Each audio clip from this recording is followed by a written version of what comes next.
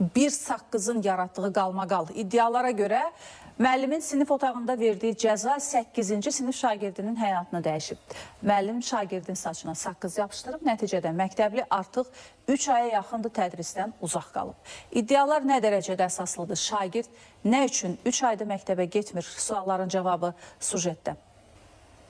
8-ci sinif şagirdin saçına ingilis dili müəllimi tərəfindən saqqız yapışdırıldığı iddia olunur. Hadisənin Suraxanı rayon 315 nömrəli tam orta məktəbdə baş verdiyi bildirilir. Şagirdin anası Ceyran Kazımovanın sözlərinə görə övladı qurd xəstəliyindən əziyyət çəkdiyi üçün ürək bulanmanın qarşısını almaq məqsədi ilə daim çantasında saqqız gəzdirir. Valideyn iddia edir ki, Rahibə Zeynalova adlı müəllim dərs zamanı şagirdin ağzında saqqız olduğunu gördükdən sonra bütün sinif qarşısında saqqızı saçına yapışdırmağa məcbur edib. Bunu uşağın ağzında görərkən uşağı məcbur edib ki, ağzındakı nədir? O da deyib ki, mənim saqqızdır və mənim ürəyim bulanır.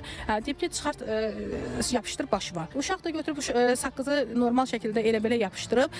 Görün bu müəllimə nə qədər əsəbi olub ki, uşağı lövhəyə çağıraraq uşağa bildirib ki, çıxart saqqızı ağzından yapışdır başı var. Yapışdırmasan özüm sumkamdan saqqızı çıxardıb, çeynəyib, üstünə tüpürərək onu sənin başına yapışdıracağam. Dedim, Rahibə müəllimə, niyə eləmişəm? Mənə qayıtdırıb, yaxşı eləmişəm. Valideyn bildirir ki, bu hadisə övladında dərin psixoloji sarsıntı yaradıb. İddiasına görə baş verənlərdən sonra uşaq məktəbə getməkdən imtina edib və artıq 3 aya yaxındır təhsildən kənarda qalıb. Mən uşağı apardım psixoloqa, mədə-bağırsaq həkiminə və nəticə olaraq mənə mədə-bağırsaq həkiminin dediyi oldu ki, bu psixoloji travmadır. Uşaqda qıcıqlandırılmış mədə-bağırsaq sindromu travmadan sonra yaradıblar və uşaqda psixoloji problem yaranıb. O gündən bu günə mənim uşağım nə dərsə getmir, gedə bilmir. Yəni səhhəti buna əl vermir. Məsələ ilə bağlı məktəb rəhbərliyi ilə əlaqə saxlamağımıza icazə verilmədi. Valideyn işlətini 90% fantastik yalan.